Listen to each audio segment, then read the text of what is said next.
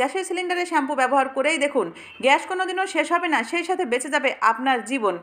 সেটা কিভাবে সম্ভব জানতে হলে পুরো ভিডিওটি দেখে নিন। এই ভিডিওর মাঝে লুকিয়ে আছে সেই গোপন তথ্য যা আপনাদের প্রতিটা মানুষের জানা প্রয়োজন।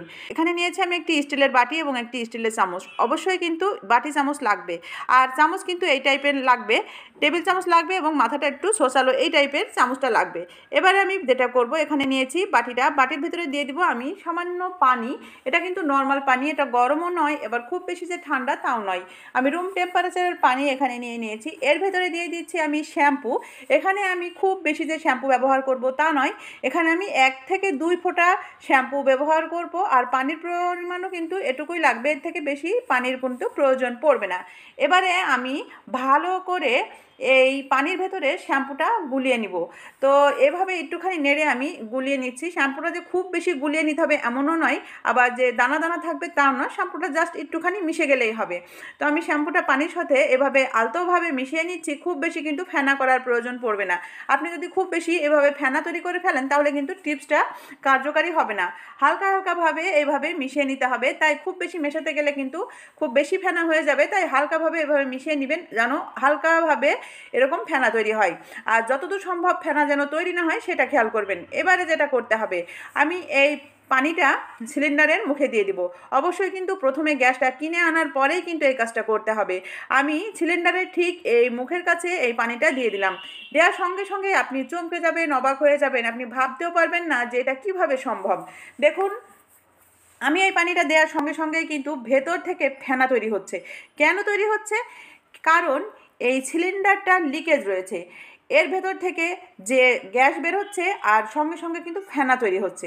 এটা কিন্তু ভয়ঙ্কর একটি দুর্ঘটনার সম্মুখীন হতে পারে, তাই আপনারা দ্রুত কিন্তু সিলিন্ডারটা চেঞ্জ করে ফেলবেন। বাসায় এসে এভাবে পরীক্ষা করে দেখার পরে যদি আপনাদের এরকম সমস্যা মনে হয় যে ভেতর থেকে এরকম হাওয়া বেরোচ্ছে বা গ্যাস বেরোচ্ছে, তখনই কিন্তু ফেনা সৃষ্টি হচ্ছে, তাহলে কিন্তু সঙ্গে সঙ্গে এটা চেঞ্জ করে ফেলবেন। তা না হলে দেখা যাবে আপনাদের যে কোনো সময় কিন্তু এই সিলিন্ডার ব্লাস্ট হতে পারে। আপনি গ্যাসের চুলা অন করেছেন সেই সময় কিন্তু এই ঘটনাটা ঘটতে পারে, তাই কিন্তু প্রথম থেকে সাবধান হতে হবে। কিভাবে আপনার গ্যাস দীর্ঘদিন যাবে সেটাও দেখে নিন। পেরোতেই থাকবে, তখন কিন্তু আপনি যে একটা নির্দিষ্ট টাইমের ভেতরে গ্যাসটা শেষ করবেন ভাবছেন, সেই নির্দিষ্ট টাইম ছাড়াও দেখবেন তার আগেই গ্যাসটা শেষ হয়ে যাবে।